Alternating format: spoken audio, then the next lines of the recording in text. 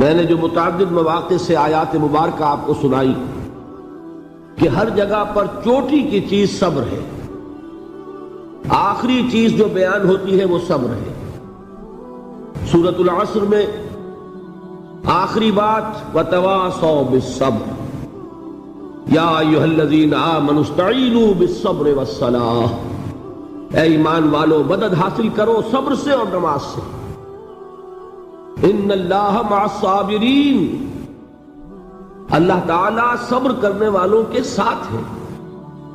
اور پھر آگے چل کر وبشر الصابرین الذین اذا اصابتهم مصیبۃ قالوا انا للہ وانا الیہ راجعون، اے نبی بشارت دیجئے، خوشخبری دیجئے ان صبر کرنے والوں کو کہ جن پر جب بھی کوئی تکلیف یا مصیبت نازل ہوتی ہے تو کہتے ہیں کہ ہم اللہ ہی کے ہیں اور اللہ ہی کی طرف ہمیں لوٹ جانا ہے۔ صبر کا مفہوم ہے اپنے آپ کو تھامنا، روکنا، برداشت کرنا، تحمل کرنا، اور جو بھی اپنا ایک طے شدہ مقصد ہے کسی بھی مخالفت سے بددل ہوئے بغیر، کسی بھی تکلیف یا مصیبت سے ہراساں ہوئے بغیر اس کی طرف پیش قدمی کیے چلے جانا۔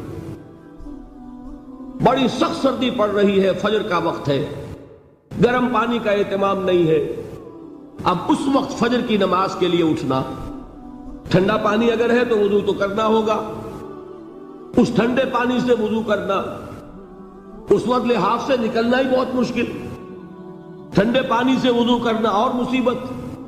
یہ جب تک انسان میں صبر کا مادہ نہ ہوگا ممکن ہی نہیں۔ اس کو کہیں گے صبر علی الطاعہ، اطاعت پر صبر کرنا۔ ناگواری محسوس ہو رہی ہے لیکن اس ناگواری کو برداشت کرتے ہوئے انسان اللہ کے حکم کے اوپر جمع رہے، اللہ کے حکم پر عمل کرے۔ یہ کیا ہے؟ یہ صبر ہے۔ اگر یہ صبر نہیں ہے تو ظاہر بات ہے کہ انسان اللہ کے اس حکم پر عمل نہیں کر سکے گا۔ صبر کا مادہ نہیں ہوگا تو آپ کام نہیں کر سکیں گے۔ اور اسی کا ایک دوسرا رخ ہے، جب آپ دعوت حق کے لیے کھڑے ہوں گے پہلا قدم کیا آتا ہے؟ استہزاء، تمسخر، مذاق اڑانا، جس کی میں مثال اب دینا چاہتا ہوں محمد الرسول اللہ صلی اللہ علیہ وسلم کی شخصیت سے۔ دیکھیے ہم کیا اور ہماری بساط کیا، ہم کیا مبلغ ہوں گے، کیا داعی ہوں گے، ہمارے اپنے دامن پر داغ ہوتے ہیں، لیکن یہ کہ محمد الرسول اللہ کے دامن پر کوئی داغ تھا؟ ان کو تو سارے مکے والے الصادق الامین کہتے تھے، نہایت محبوب شخصیت تھے، ان کے لیے تو جا صادق، جا الامین، یہ الفاظ سننے میں آتے تھے، آنکھوں کا تارا۔ لیکن جب آپ نے دعوت اب شروع کی، اب قرآن مجید میں دیکھیے کسی نے کہا مجنون ہو گئے، دماغ خراب ہو گیا، پاگل ہو گئے، اجی شاعر ہے، کچھ شعر جوڑ لیتے ہیں ہم پر دھوک جماتے ہیں۔ کسی نے کہا ساحر ہے، کچھ جادو سیکھ لیا ہے، یہاں تک کہ ایسے بدبخت بھی پیدا ہوئے، قرآن میں ہے ساحر کذاب، سحر کرنے والا جادوگر نہایت جھوٹا۔ یہ الفاظ کہے جا رہے ہیں کس کی شان میں؟ محمد الرسول اللہ صلی اللہ علیہ وسلم۔ قرآن میں نقل کیا گیا یا ایھا الذی نزل علیہ الذکر انک لمجنون۔ کبھی آپ نے اس کا ترجمہ سوچا؟ ہے وہ شخص، دیکھیے تصور کیجئے، حضور جا رہے ہیں، تشریف لے جا رہے ہیں، کسی دعوت میں ہے، تبلیغ میں، یا ویسے ہی تشریف لے جا رہے ہیں، اور کوئی ایک جمگھٹا ہے لوگوں کا، ادھر سے فقرہ آتا ہے، تیر کی طرح لگتا ہے دل میں جا کر محمد کے صلی اللہ علیہ وسلم۔ اے وہ شخص جس کا یہ خیال ہے کہ اس پر کوئی ذکر نازل ہو رہا ہے، ہمارے خیال میں تو تمہارا دماغ خراب ہو گیا۔ یا ایھا الذی نزل علیہ الذکر انک لمجنون، کہا کہ نہیں کہا؟ اور یہ نہ سمجھیے کہ حضور صلی اللہ علیہ وسلم کے قلب مبارک کو تکلیف نہیں ہوتی تھی۔ میں قرآن سے ثابت کروں گا، میں کہیں کوئی کہانیاں بیان نہیں کرنا چاہتا۔ قرآن نے کہا ہے وَلَقَدْ نَعْلَمُ انک یضیق صدرک بما یقولون، اے نبی ہمیں خوب معلوم ہے صلی اللہ علیہ وسلم کہ جو کچھ یہ لوگ کہہ رہے ہیں اس سے آپ کا سینہ بھجتا ہے، یہ جو گھٹن ہوتی ہے، صدمہ ہوتا ہے۔ انک یضیق صدرک بما یقولون، ہمیں خوب معلوم ہے کہ جو کچھ یہ باتیں آپ کو سننی پڑ رہی ہیں، یہ کڑوی کسیلی باتیں، یہ جو فکرے چست ہو رہے ہیں، استہزاء ہو رہا ہے، تمسخر ہو رہا ہے۔ سورہ حجر میں ہے، ایک جگہ کھڑے ہوئے لوگ قرآن کا مذاق اڑا رہے ہیں، بھائی فلاں آیت تم لے جانا، فلاں آیت میری ہوگی، اس کے ٹکڑے کر رہے ہیں، اس کے ٹکڑے اس سے بکھرے کر کے قیمہ بنا کر ان آیات کا تمسخر اڑا رہے ہیں۔ ایک جگہ قرآن مجید میں مذکور ہے کہ فرشتوں کا مذاق اڑ رہا ہے، بھائی یہ دیکھو محمد نے کہا ہے صلی اللہ علیہ وسلم کہ جہنم پر تو کل 19 فرشتے ہیں، علیہا 19 قرآن میں آیت نازل ہوئی۔ ایک پہلوان کہتا بھائی 10 کو تو میں سنبھال لوں گا، باقی 9 کا تم انتظار کر لو۔ یہ باتیں آ رہی ہیں حضور کے کانوں میں، کلام الہی کے ساتھ کیا سلوک ہو رہا ہے، مجھ پر کیا فکرے چست کیے جا رہے ہیں، مجھ پر جس طریقے سے استہزاء اور تمسخر کا رویہ اختیار کیا گیا ہے، دل بھج رہا ہے، دل میں صدمہ ہے۔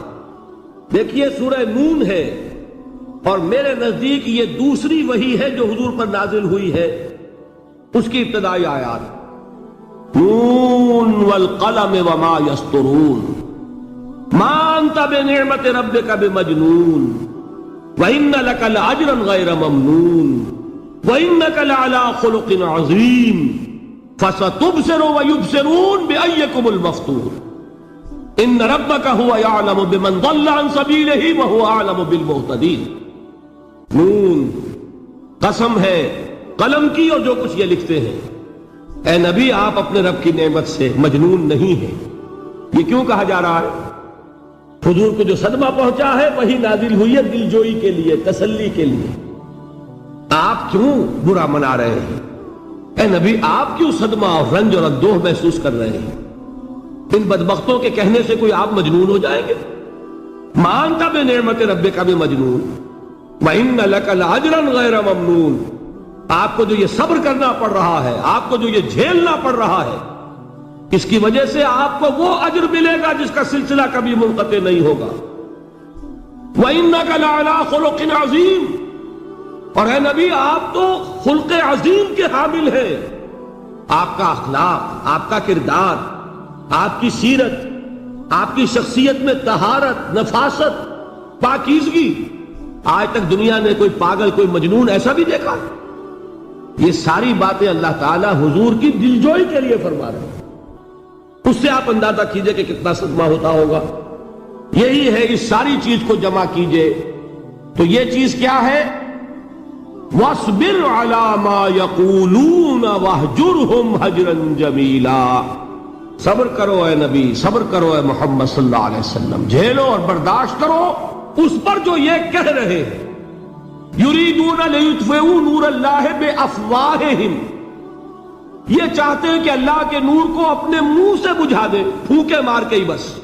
نور خدا ہے کفر کی حرکت پہ خندہ زن، پھونکوں سے یہ چراغ بجھایا نہ جائے گا۔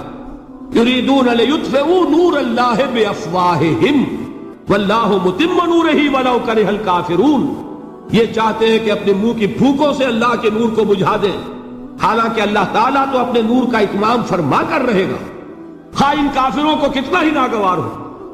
اس کی ترجمانی ہے نور خدا ہے کفر کی حرکت پہ خندہ زن، پھونکوں سے یہ چراغ بجھایا نہ جائے گا۔ یہی وجہ دیکھیے مکی صورتوں میں خود نبی اکرم صلی اللہ علیہ وسلم کو اتنے مختلف پیرایوں میں صبر کا حکم دیا گیا۔ کچھ مثالیں میں دے چکا ہوں، وَلِرَبِّكَ فَاصْبِرْ، اسی طریقے سے وَاصْبِرْ كَمَا صَبَرَ أُولُو الْعَزْمِ مِنَ الرُّسُلِ، اے نبی صبر کیجئے جیسے کہ صبر کیا ہمارے اولو العزم رسولوں نے۔ وَاصْبِرْ وَمَا صَبْرُكَ إِلَّا بِاللَّهِ، اے نبی صبر کیجئے اور آپ کا صبر تو اللہ ہی کے سہارے ہے۔ وَاصْبِرْ لِحُکْمِ رَبِّكَ، یہ سورہ نون جس کی ابتدائی آیات میں نے آپ کو سنائی، نون والقلم وما یسطرون ما انت بنعمت ربک بمجنون، اس کا اختتام کیا ہوتا ہے؟ وَاصْبِرْ لِحُکْمِ رَبِّكَ وَلَا تَكُنْ كَصَاحِبِ الْحُوتِ اِذْ نَادَىٰ وَهُوَ مَكْظُومٌ، اے نبی صبر کیجئے اپنے رب کے فیصلے کا، انتظار کیجئے اور اس مچھلی والے کے مانند نہ ہو جائیے۔ مچھلی والا کون؟ حضرت یونس علیہ السلام۔ مچھلی والے نے اپنے دینی حمیت اور غیرت جو تھی اس کی وجہ سے اللہ کے حکم کا انتظار نہیں کیا، اپنی قوم کو چھوڑ کر چل دی۔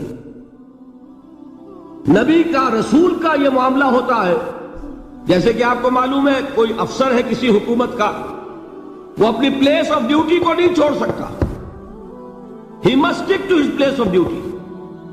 بڑے افسرز کے لیے تو یہ بہت بہت اہم بات ہے۔ تو اے رسول، جہاں آپ کو ہم نے تعینات کیا ہے آپ وہاں سے ہل نہیں سکتے کہ ذرا مخالفت ہوئی، لوگوں نے فقرے چست کیے اور آپ کہیں اور چل دیے، دفع ہوئیے، یہ بات نہیں سننا چاہتے میں کسی اور کو سناؤں گا، ہو سکتا ہے نا؟ ہم تو کرتے ہیں نا یہ، اس لیے کہ ہمیں تو اللہ نے کہیں تعینات تو نہیں کیا نا۔ اگر ایک جگہ کے لوگ بات نہیں سنتے، چلو بھائی ہم کہیں اور جائیں گے، وہاں بات سنائیں گے۔ لیکن رسول کا معاملہ ہوتا ہے جو اس کی پلیس آف اپوائنٹمنٹ ہے، he can not leave his place without the express permission of اللہ سبحانہ و تعالی۔ آپ نے یہ سنا ہوگا، سیرت کی تقاریر میں پڑھا ہوگا کہ مدینے کی طرف ہجرت کی اجازت حضور نے تمام صحابہ کو دے دی، خود منتظر رہے جب تک کہ اللہ کی طرف سے اجازت نہیں آ گئی۔ حضرت ابو بکر پوچھتے رہتے تھے حضور اجازت آ گئی کہ نہیں؟ نہیں ابھی نہیں آئی۔ حضور اذن آ گیا؟ نہیں آیا، ابھی نہیں آیا۔ حبشہ کی طرف سب کو بھیج دیا، اجازت دے دی جو جانا چاہے چلا جائے۔ حضور کی صاحبزادی جو حضرت عثمان کے نکاح میں تھی وہ بھی ہجرت کر رہی ہے، لیکن حضور تو نہیں گئے۔ رسول نہیں چھوڑ سکتا اپنی جگہ کو، یہاں تک کہ تمام تقریباً صحابہ چلے گئے، حضور رہ گئے، حضرت ابو بکر رہ گئے، حضرت علی رہ گئے، اور حضرت ابو بکر پوچھ رہے ہیں بار بار اجازت آئی یا نہیں؟ نہیں ابھی نہیں آئی۔ حضرت عائشہ نے واقعہ بیان کیا کہ ایک روز اچانک دوپہر کے وقت ہم نے دیکھا کہ حضور نے اپنے پورے جسم کو ڈھانپا ہوا ہے، چہرے کو بھی کپڑے میں ڈھانکا ہوا ہے اور تشریف لا رہے ہیں۔ یہ اس میں تعجب کی بات یہ کہ عرب میں آج بھی آپ کو معلوم ہے کہ یہ چیز جو ہے ان کی روایات کے خلاف ہے کہ دوپہر کے وقت کوئی کسی سے ملنے جائے۔ یہ وقت جو ہے قیلولے کا ہے، آرام کا ہے۔ تو این ٹھیک دوپہر کے وقت تشریف لائے حضور، آپ نے آ کے حضرت ابو بکر سے فرمایا کہ اجازت آ گئی ہے۔ حضرت ابو بکر نے بہت خوش ہو کر ایک بات کہی، حضور میں نے 2 اونٹنیاں تیار کی ہوئی ہیں۔ یعنی اب آپ وہ تو سوچتے تھے نا شاباش ملے گی کہ میں نے تیاری کی ہوئی ہے، میں نے 2 اونٹنیوں کو خوب کھلا پلا کے فربا کیا ہوا ہے، بڑی توانا ہے تاکہ ہم تیزی کے ساتھ سفر کر سکیں۔ حضور نے توقف کیا، فرمایا ہاں ٹھیک ہے، 1 اونٹنی میں استعمال کروں گا لیکن میں اس کی قیمت ادا کروں گا۔ حضرت ابو بکر کی آنکھوں میں آنسو آ گئے، روتے ہوئے کہا حضور مجھ سے یہ مغایرت، کیا یہ جان اور مال کسی اور کے لیے ہے؟ آپ مجھ سے بھی کہہ رہے ہیں میری اونٹنی جو ہے وہ بھی بلا معاوضہ آپ قبول نہیں فرما رہے۔ یہ ہے محمد الرسول اللہ کی غیرت اور حمیت کا معاملہ۔ اب دیکھیے ایک بات عجیب ہے، یہ ربط اپنے ذہن میں رکھیے، اللہ تو صبر کی تلقین کر رہا ہے اپنے رسول کو، اور رسول یہی تلقین کر رہے ہیں اپنے صحابہ کو، صبر کرو، جھیلو، برداشت کرو، ہاتھ مت اٹھانا، کوئی جوابی کارروائی نہیں ہوگی، بلکہ اپنے اوپر جھیلو جو کچھ جھیلنا ہے، ڈٹے رہو، پیچھے مت ہٹنا، یہ صبر ہے، لیکن ہاتھ اٹھانے کی اجازت نہیں۔ چنانچہ اب ذرا چشم تصور سے دیکھیے، ابو جہل اس نے جو بدترین روش اختیار کی، وہ ایک خاندان تھا حضرت یاسر، ان کی اہلیہ حضرت سمیہ، اور ان کے فرزند حضرت عمار رضی اللہ تعالی عنہم۔ یہ غلام نہیں تھے، حضرت سمیہ تو کنیز تھیں لیکن یاسر غلام نہیں تھے۔ ان کی کہانی یہ ہے، واقعہ یہ ہے کہ یہ بہت نیک آدمی تھے۔ یاسر یمن کے باشندے، انہیں کو خواب میں بشارت ہوئی کہ نبی کا ظہور ہونے والا ہے مکے میں، جاؤ شاید ان کے قدموں تک پہنچ جاؤ۔ یہ یمن سے ترک وطن کر کے مکے آ گئے۔ ابو جہل کا ایک چچا تھا، بہت شریف النفس انسان، اس کے ساتھ معاہدہ کیا حلیف بن کر، اور وہ مکے میں رہنے لگے۔ اس لیے کہ یہ نوٹ کر لیجئے، مکہ اس وقت ایک قبیلے کا شہر تھا، صرف قریش۔ یا قرشی رہ سکتا تھا وہاں، یا قرشی کا حلیف، کہ اگر تو کسی قرشی نے آپ کو امان دی ہوئی ہے تو آپ رہ سکتے ہیں مکے میں، ورنہ نہیں۔ یا تیسرے قرشی کا غلام، غلام تو ملکیت ہی ہے اس کی، جیسے بھیڑ بکری ہے کسی قرشی کی، اسی طرح اس کے غلام ہے۔ یہ تین کیٹیگریز تھی انسانوں کی مکے میں۔ اسی کو نوٹ کیجئے کہ جو بیچارے غلام تھے وہ سب سے زیادہ ستائے گئے، اس لیے کہ غلاموں کے تو حقوق ہی کوئی نہیں تھے۔ بلال غلام تھے، ابو فقی غلام تھے، زنیرہ ایک کنیز تھی، ان کو جو مارے پڑی ہیں اس کا آپ کو معلوم ہے۔ حضرت بلال کے ساتھ جو کچھ امیہ ابن خلف نے کیا، کہ جس طریقے سے کہ حیوانوں کی لاشیں جو ہے کھینچ کر گھسیٹ کر لے جائی جاتی ہیں، ان کی گردن میں رسی ڈال کر گھسیٹتے، اسی طریقے سے حضرت بلال کے گردن میں رسی ڈال کر ٹھیک دوپہر کے وقت مکے کی سنگلاخ گلیوں کے اندر گھسیٹا جاتا تھا۔ نیچے زمین جل رہی ہے توے کی طرح، اور ویسا بھی ہوتا تھا کہ چت لٹا دیا، اوپر سے وہ آگ مکے کا، کہ سورج جو ہے ذرا نوٹ کیجئے، آگ برسا رہا ہے، نیچے زمین توے کی طرح جل رہی ہے، اور ایک بھاری سل بھی لا کر جو ہے سر پر رکھ دی، چھاتی پر رکھ دی گئی ہے کہ آواز نہیں نکل رہی، جھاگ نکل رہے منہ سے، لیکن اس حال میں بھی احد احد احد، ایک ایک اللہ، قل هو اللہ احد، الفاظ نکل رہے۔ یہ ہے وہ صبر، صبر علی الابتلاء، صبر علی الایذاء۔ یہ ابتلاء اور ایذاء پر صبر ہے، جھیلو برداشت کرو، اس توحید پر قائم رہو، محمد کی رسالت کے اقرار کرتے رہو صلی اللہ علیہ وسلم، لیکن ہاتھ نہیں اٹھانا۔ اب میں آپ کو بتا رہا تھا یہ تو غلام تھے، یہ جو تھے یاسر، یہ حلیف تھے، غلام تو نہیں تھے نا۔ البتہ وہ ابو جہل کے چچا کی کنیز تھی یہ سمیہ، انہوں نے اجازت لے کر ان سے نکاح کر لیا، یہ تو کنیز رہے گی۔ بیٹا جو ہوا وہ بھی ایک طرح سے، جب کنیز زیادہ ہے تو غلام ہو گیا، عمار ابن یاسر۔ وہ جو شخص تھا بہت شریف النفس ابو جہل کا چچا، وہ مر گیا، اب ابو جہل جو ہے اس خاندان کا سربراہ ہے، لہذا یہ تینوں جو افراد ہیں وہ اس کے رحم و کرم پر ہیں۔ یاسر کو بھی پروٹیکشن اگر ہے تو ابو جہل کی ہے، ابو جہل جو چاہے کرے، اور سمیہ تو کنیز ہے ہی، اس کا تو کوئی حق ہے ہی نہیں، جو چاہے کرے، اور عمار ان دونوں کا بیٹا ہے، لہذا بدترین معاملہ کیا ابو جہل نے ان تین افراد کے ساتھ۔ حضرت سمیہ کے ساتھ جو کچھ کیا گیا ہے آپ اس کا تصور نہیں کر سکتے۔ بالآخر جو شہید کیا ہے حضرت سمیہ کو، ایذائیں دے دے کے، سسکا سسکا کے، ان کے جسم کے نازک حصوں کو جلا کے، داغ دے کر، کہتا کیا تھا، ایک دفعہ کہہ دو کہ میرا جو یہ بت ہے یہ بھی الہ ہے، مان لو میں چھوڑ دوں گا۔ تنگ آ گیا، کسی طریقے سے ایک دفعہ کہہ دو پھر میں چھوڑ دوں گا۔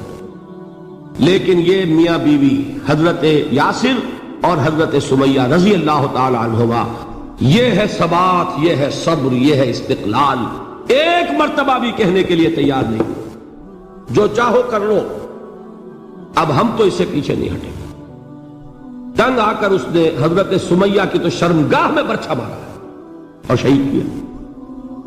حضرت یاسر کے بارے میں ایک روایت یہ ہے، ستا ستا کے، تنگ کر کر کے، آخر کار جو ختم کیا، انہیں شہید کیا کس طرح، 4 سانڈ اونٹ جوان، ان سے رسے باندھے، ایک رسے سے ایک بازو باندھا، دوسرے سے دوسرا بازو باندھا، تیسرے سے ایک ٹانگ باندھی، چوتھے سے دوسری ٹانگ باندھی، اور چاروں کو دوڑایا ہے کہ جسم کے پرخچے اٹھ گئے۔ اس وقت سامنے سے حضور گزرتے تھے جبکہ آل یاسر کے ساتھ یہ معاملہ ہو رہا ہے، کیا فرماتے تھے، اسبروا یا آل یاسر فإن موعدکم الجنہ، اے یاسر کے گھر والوں صبر کرو، جھیلو، اس لیے کہ تمہارے وعدے کی جگہ جنت ہے۔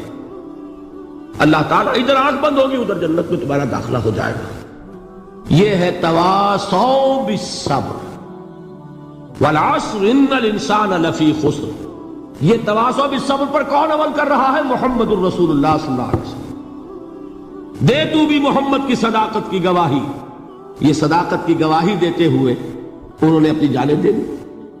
4 سے لے کر 12 تک 8 برس، اس کو کہتے ہیں پرسیکیوشن، فزیکل پرسیکیوشن، تشدد، مار پیٹ، جلانا، دہتے ہوئے انگاروں پر لٹانا، فاقے رکھنا، بھوکے رکھنا، ان کو ڈال دی گئی زنجیریں، گھروں میں بند کر دیا گیا نوجوانوں کو۔ حضرت عثمان کو چچا نے ان کے ایک چٹائی کے اندر لپیٹا اور دھونی دے دی، دم گھٹ رہا ہے، جان نکل رہی ہے۔ حضرت مصعب بن عمیر رضی اللہ تعالی عنہ، وہ نوجوان 200 درہم کا جوڑا ان کا سل کر آتا تھا شام سے تیار ہو کر، لباس معطر ہوتا تھا، جدھر سے نکل گیا پوری گلی جو ہے وہ معطر ہو گئی، انگلیاں اٹھ رہی ہیں، وہ جا رہا ہے مصعب، یہ خوشبو اس کی ہے۔ اس مصعب کے ساتھ کیا سلوک کیا؟ باپ تو مر چکا تھا، ماں نے پالا تھا، دولت بہت چھوڑ کر گیا تھا باپ، لہذا ماں نے بڑے ناز و نام میں پالا، بڑے لاڈ پیار میں، 200 درہم کا جوڑا تیار ہو رہا۔ لیکن یہ کہ آپ کو معلوم ہے عرب کے اس معاشرے میں عورت کی کوئی حیثیت نہیں تھی، ماں کا اختیار نہیں تھا، چچا تھا آپ سربراہ خاندان کا۔ چچا نے کہا مصعب، اگر تم نے اپنے باپ کا دین چھوڑ دیا ہے تو باپ کی دولت پر بھی تمہارا کوئی حق نہیں ہے، نکل جاؤ گھر سے۔ اس نے یہ سوچا تھا کہ مصعب کے ہوش ٹھکانے آ جائیں گے، دن میں تارے نظر آ جائیں گے، ناز و نام میں پلا ہوا، گھر سے نکل کے جائے گا کہاں؟ یہ سارا نشہ جو ہے توحید کا، یہ حیران ہو جائے گا۔ حضرت مصعب کا جواب بالکل برعکس تھا، اچھا ٹھیک ہے چچا جان، میں گھر چھوڑتا ہوں۔ وہی بات جو کبھی کہی تھی ابراہیم نے، باپ نے کیا کہا تھا؟ واجرنی ملیہ، جاؤ چلے جاؤ، دفع ہو جاؤ میری نگاہوں سے۔ حضرت ابراہیم نے کیا جواب دیا تھا؟ سلام علیک ساستغفر لک ربی انہ کان بی حفیظ۔ اچھا ابا جان، آپ کا حکم یہی ہے تو میں چلتا ہوں، آپ پر سلامتی ہو، میرا رب مجھ پر بڑا مہربان ہے، میں اس سے آپ کے لیے استغفار کروں گا، چل دیے۔ یہی جو ہے حضرت ابراہیمی کی نسل ہے نا قریش۔ آج ابراہیم کے ایک بیٹے کے ساتھ وہی معاملہ ہو رہا ہے، مصعب کے ساتھ، اور مصعب چلنے کے لیے تیار ہو گئے۔ چچا نے سوچا، میں سمجھتا تھا کہ ہوش ٹھکانے آ جائیں گے، یہ تو تیار ہو گیا نکلنے کے لیے۔ غصے میں آ کے اگلی بات کہی، یہ کپڑے جو پہنے ہوئے تم نے یہ بھی اسی مشرک باپ کی کمائی کے ہیں، اتارو ان کو۔ وہی کپڑے اتارے، مادر زاد برہنہ گھر سے نکالے گئے۔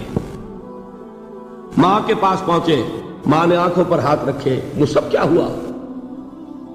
ماں سے کہتے ہیں کہ ماں میں موحد ہو گیا، اور وہاں سے گئے پھر حضور کی خدمت میں، کپڑے کہیں سے مانگے ہوں گے۔ یہ مصعب ہیں 200 درہم کا جوڑا پہننے والے۔ جب حضور پر مدینے کے 12 افراد ایمان لائے تھے، بیعت عقبہ اولیٰ ہوئی، انہوں نے کہا کہ حضور ہمیں کوئی شخص اپنا ایسا شاگرد دیجئے جو ہمیں قرآن پڑھا سکے۔ حضور نے حکم دیا مصعب جاؤ، اب مدینے جاؤ، یثرب جاؤ، یثرب والوں کو قرآن پڑھاؤ، انہیں تبلیغ کرو۔ مصعب گئے ہیں وہاں، 1 سال کی کمائی 75 افراد لا کر حضور کے جھولی میں اگلے سال ڈال دیے کہ حضور یہ میری 1 سال کی کمائی ہے، 72 مرد 3 عورتیں۔ بہرحال وہ مصعب بن عمیر ہے جو غزوہ احد میں شہید ہوئے، اور جب شہید ہوئے تو ان کے جسم پر صرف ایک چادر تھی۔ یہی چیزیں ہیں اصل میں کہ جو ہمارے دلوں کو منور کرنے والی ہیں نور ایمان سے۔ وہ علم بردار تھے غزوہ احد میں، جھنڈا مسلمانوں کا ان کے پاس تھا۔ ایک ہاتھ پر ایک شانے پر وار پڑا، ہاتھ کٹ گیا، دوسرے سے تھاما، دوسرے پہ کٹ گیا، اب دونوں حصوں کے بچے ہوئے ٹکڑوں سے جھنڈے کو تھاما، گرنے نہیں دیا، یہاں تک کہ شہید ہو گئے۔ گرے ہیں تو جھنڈا گرا ہے۔ شکل میں حضور سے بہت مشابہ تھے، خبر اڑ گئی کہ محمد شہید ہو گئے صلی اللہ علیہ وسلم۔ یہ مصعب بن عمیر کا واقعہ ہے۔ جب ان کو اب دفن کرنے کا وقت آیا، اور شہید کے لیے کفن جو ہے اس کا وہی لباس ہوتا ہے جو شہادت کے وقت ہو، حضور کے سامنے ایک پرابلم پیش کیا گیا۔ حضور، مصعب کے جسم پر تو ایک چادر تھی، اور وہ چادر بھی اتنی چھوٹی ہے یعنی 2 گز کی چادر بھی نہیں ہے، اس سے اگر سر ڈھانپتے ہیں مصحف کا تو پیر کھل جاتے ہیں، پیر ڈھانپتے ہیں تو سر کھلتا ہے، کیا کریں؟ حضور نے فرمایا سر ڈھانپ دو چادر سے اور پیروں پر گھاس ڈال دو۔ یہ آخری لباس ہے جو محمد کے اس دیوانے کو اس دنیا سے رخصت ہوتے ہوئے ملا ہے، جس کا 200 درہم کا جوڑا چلتا تھا۔ یہ ہے صبر۔ برداشت کیا کہ نہیں کیا؟ یہ خباب بن الارت پیشے کے لحاظ سے لوہار تھے۔ سوچئے ایک زندہ انسان کو دہتے ہوئے انگاروں پر لٹایا جا رہا ہے، ان انگاروں سے کھال جلی، کمر کی چربی پگھلی، اس پگھلنے والی چربی سے وہ انگارے ٹھنڈے پڑے۔ یہ سب کچھ جھیل رہا ایک شخص۔ سوچنے والوں نے سوچا نہیں ہوگا کیا جرم تھا ان کا، تو بڑا شریف آدمی ہے، بہت اچھا کاریگر ہے، وقت پر کام دیتا ہے، مناسب اجرت لیتا ہے، یہ کیا ہوا؟ یہ کوئی جرم نہیں، جرم صرف ایک ہے، ایک اللہ کو مانتا ہے اور محمد کے دامن سے وابستہ ہے۔ صلی اللہ علیہ وسلم فاستعینوا بالصبر والصلاۃ، مدد حاصل کرو کس سے؟ صبر سے اور نماز سے۔ ان اللہ مع الصابرین، جان لو کہ اللہ تعالیٰ صبر کرنے والوں کے ساتھ ہے۔ ولا تقولوا لمن يقتل في سبيل الله اموات، اور ہرگز نہ کہو اسے جو اللہ کی راہ میں قتل ہو جائے کہ وہ مردہ ہے۔ بل احیاء ولکن لا تشعرون، نہیں، وہ زندہ ہے لیکن تمہیں ان کا شعور نہیں ہے۔ اور سنیے اب یہ آیت اہم ترین ہے صبر کے موضوع پر۔ وَلَنَبْلُوَنَّكُمْ بِشَيْءٍ مِّنَ الْخَوْفِ وَالْجُوعِ وَنَقْصٍ مِّنَ الْأَمْوَالِ وَالْأَنفُسِ وَالثَّمَرَاتِ وَبَشِّرِ الصَّابِرِينَ، اور دیکھو ہم تمہیں آزمائیں گے۔ وَلَنَبْلُوَنَّكُمْ، ہم لازماً آزمائیں گے تمہیں، بِشَيْءٍ مِّنَ الْخَوْفِ، خوف کی کیفیت طاری کر کے، والجوع، بھوک، فقر اور فاقہ، ونقص من الاموال، مالی نقصان، والانفس، جانی نقصان، والثمرات، اور ثمرات، پھلوں اور میووں کا نقصان۔ میرے نزدیک یہاں پر ثمرات کا مفہوم ایک اور بھی ہے۔ ایک تو صاف تھا کھجور کی فصل تیار ہے، غزوہ تبوک جانے کا حکم مل گیا، کون اتارے گا؟ اور کھجور وقت پر اتری نہیں، برباد ہو جائے گی۔ یہ ہو رہا ہے نا میووں کا نقصان۔ اور میرے نزدیک یہاں یہ بھی ہے، بسا اوقات بہت سی محنتوں کا نتیجہ انسان دیکھتا ہے کہ ضائع چلا گیا، میں نے 10 سال محنت کی، حاصل کوئی نہیں نکلا۔ یہ ثمرات کیا ہے؟ محنتوں کے ثمرات کا ضیاع۔ کوشش آپ نے کی، قسمت کی خوبی دیکھیے، ٹوٹی کہاں کمن، 2-4 ہاتھ جب کے لبے بام رہ گئے۔ Be prepared. ایک شاعر کے یہ اشعار ہیں، یہ فصل امیدوں کی ہمدم اس بار بھی غارت جائے گی، سب محنت صبحوں شاموں کی اب کے بھی اکارت جائے گی۔ میرے نزدیک یہ ثمرات کا جو لفظ یہاں آیا ہے، وَنَقْصٍ مِّنَ الْأَمْوَالِ وَالْأَنفُسِ وَالثَّمَرَاتِ، سب محنت صبحوں شاموں کی اب کے بھی اکارت جائے گی۔ دھرتی کے کونوں کھدروں میں پھر اپنے لہو کی کھاد بھرو، پھر مٹی سینچو اشکوں سے، پھر اگلی رت کی فکر کرو، پھر اگلی رت کی فکر کرو، جب پھر ایک بار اجڑنا ہے۔ ایک فصل پکی تو بھر پایا، تب تک تو یہی کچھ کرنا ہے۔ ایک مقصد ہے سامنے، انقلاب برپا کرنا ہے۔ ایک کوشش ناکام ہو جائے کوئی پرواہ نہیں، نیکسٹ، پھر تیار رہو ناکامی کے لیے۔ ایسا نہ ہو جو انگریزی میں کہتے ہیں hope for the best but be prepared for the worst. ایسا نہ ہو کہ دوسری مرتبہ ناکام ہو کے بددل ہو جاؤ، تمہاری ہمتیں جواب دے جائیں، نہیں، پہلے سے تیار رہو کہ دوسری مرتبہ بھی ناکامی آئے تو آئے، لیکن جب تک کہ کامیابی حاصل نہیں ہوتی ہمیں یہ کام کیے چلے جائیں۔ دیکھیے سیرت میں آیا کہ نہیں یہ واقعہ؟ بدر میں مسلمانوں کو فتح ہوئی تو احد میں زک پہنچی کہ نہیں؟ 70 صحابہ شہید ہوئے کہ نہیں؟ اگر ان کی ہمتیں جواب دے جاتی تو گاڑی کیسے چلتی آگے؟ تو فرمایا وَلَنَبْلُوَنَّكُمْ بِشَيْءٍ مِّنَ الْخَوْفِ وَالْجُوعِ وَنَقْصٍ مِّنَ الْأَمْوَالِ وَالْأَنفُسِ وَالثَّمَرَاتِ، ہم تمہیں لازماً آزمائیں گے خوف کی کیفیت سے، فقر و فاقے کی کیفیت سے، بھوک سے، جان کے نقصان سے، مال کے نقصان سے، محنتوں کے حاصل کے ضائع ہو جانے سے۔ وَبَشِّرِ الصَّابِرِينَ، اور اے نبی بشارت دیجئے صبر کرنے والوں کو۔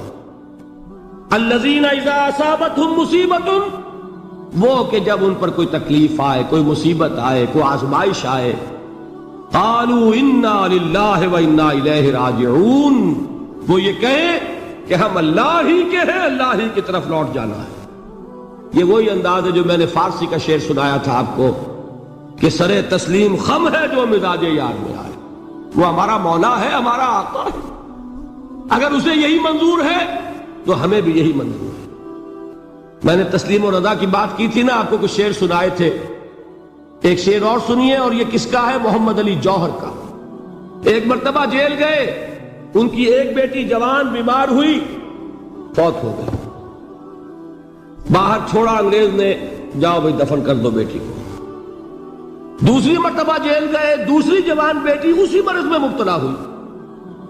اب یہ جیل میں ہے، خبر پہنچی کہ دوسری بیٹی کے اوپر بھی اسی مرض کا حملہ ہوا ہے۔ ایک نظم لکھی ہے جس کا آخری شعر یہ ہے، تیری صحت ہمیں منظور ہے لیکن اس کو نہیں منظور تو پھر ہم کو بھی منظور نہیں۔ یہ ہے، جب تک یہ کیفیت نہ ہو اس میدان میں آدمی ثابت قدم نہیں رہ سکتا کہ میرے رب کو اگر یہ منظور ہے تو یہی مجھے منظور ہے، اور تیری صحت ہمیں چاہیے تو ضرور لیکن ہمارے رب کو منظور نہیں تو ہمیں بھی منظور۔ راضی برضائے رب۔ وَبَشِّرِ الصَّابِرِينَ الَّذِينَ إِذَا أَصَابَتْهُمْ مُصِيبَةٌ قَالُوا إِنَّا لِلَّهِ وَإِنَّا إِلَيْهِ رَاجِعُونَ۔ نہ شود نصیب دشمن کے شود ہلاک تیغت، سر دوستہ سلامت کے تو خنجر آزمائی۔ اولئک علیہم صلوات من ربہم ورحمہ، یہی ہے وہ لوگ جن پر ان کے رب کی طرف سے عنایتیں ہیں اور رحمتیں ہیں۔ وَأُولَئِكَ هُمُ الْمُهْتَدُونَ، اور یہی ہے وہ لوگ جو کامیاب ہونے والے ہیں، ہدایت پانے والے، ہدایت یافتہ۔ وَالصَّابِرِينَ فِي الْبَأْسَاءِ وَالضَّرَّاءِ وَحِينَ الْبَأْسِ، اور صبر کرنے والے، اصل نیکی ان کی ہے، جسمانی تکلیفوں میں صبر کرنے والے، فقر اور فاقے میں صبر کرنے والے، اور جنگ کے وقت صبر کرنے والے۔ اولئک الذین صدقوا واولئک هم المتقون، یہ ہے وہ لوگ جو صبر کرنے والے ہیں، یہ ہے جو سچے ہیں، جو اپنے دعوے میں نیکی کے اور ایمان کے صادق ہیں، اور یہی وہ لوگ ہیں جو متقی ہیں۔ اللہ تعالیٰ نے کیسے کیسے مسلمانوں سے کہا، مسلمانوں تمہیں زک پہنچی ہے تو انہیں بھی تو پہنچی تھی، ان کے 70 نہیں مارے گئے تھے بدر میں، ان کے حوصلے جو ہیں وہ تو پست نہیں ہوئے، وہ اگلے سال آ گئے تم پر چڑھائی کر کے۔ تم کیوں اتنا برا مان رہے ہو؟ تمہارے دل اتنے زخمی کیوں ہو گئے؟ تمہیں تکلیف پہنچتی ہے تو انہیں بھی پہنچتی ہے۔ اپنی غیرت جو ہے ہمیں ذرا اس کا جائزہ لینا چاہیے۔ لوگ باطل نظریات کے لیے کتنی قربانیاں دے رہے ہیں، لوگ باطل چیزوں کے فروغ کے لیے کتنی محنتیں کر رہے ہیں۔ جیسا کہ میں نے ابھی کہا تھا، اسی غیرت کو چیلنج کرنے کے لیے، ذرا آپ کی حمیت دینی کو جوش دلانے کے لیے، قادیانی نوجوان کتنی تعداد میں اپنے آپ کو دین کے لیے وقف کرتا ہے، اور آپ کتنے نوجوان ہیں جو اپنے آپ کو دین کے لیے وقف کر رہے ہیں، اور ہوں وہ کھاتے پیتے گھرانوں کے لوگ۔ یہ نہیں ہے کہ اگر کوئی اور کام نہیں کر سکتا تو پھر یہ ہے کہ وہ دین کے کام میں لگ جائے۔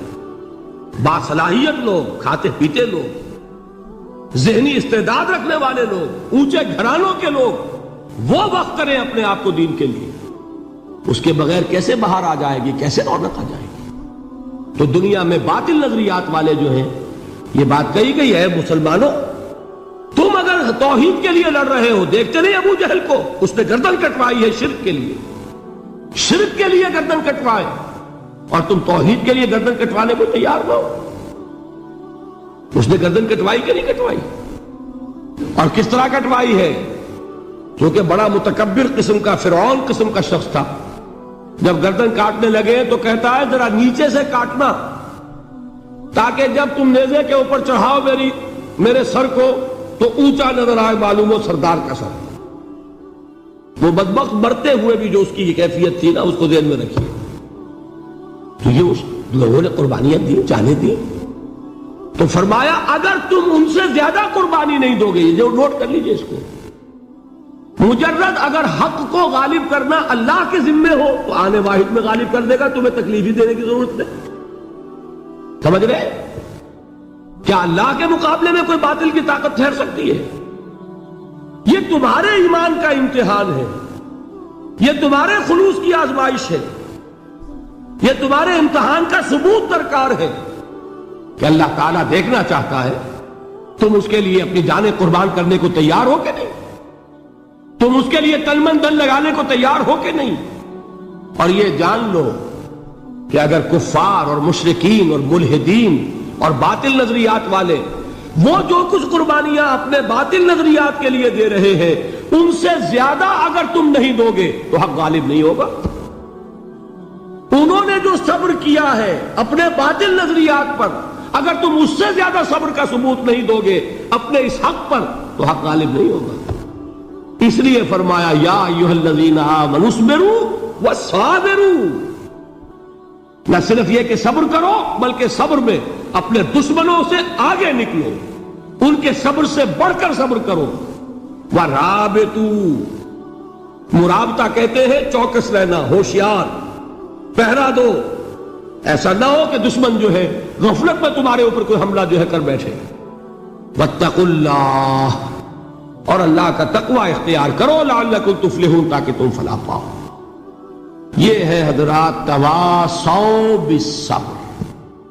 میں نے عرض کیا تھا ہر جگہ پر آپ کو چوٹی کی بات صبر ملے گا۔ آیت الکرسی، آیت البر جو میں نے آپ کو سنائی آخر میں، والصابرین فی الباساء والضراء وحین الباس، حامیم السجدہ، وما یلقاها الا الذین صبروا وما یلقاها الا ذو حظ عظیم۔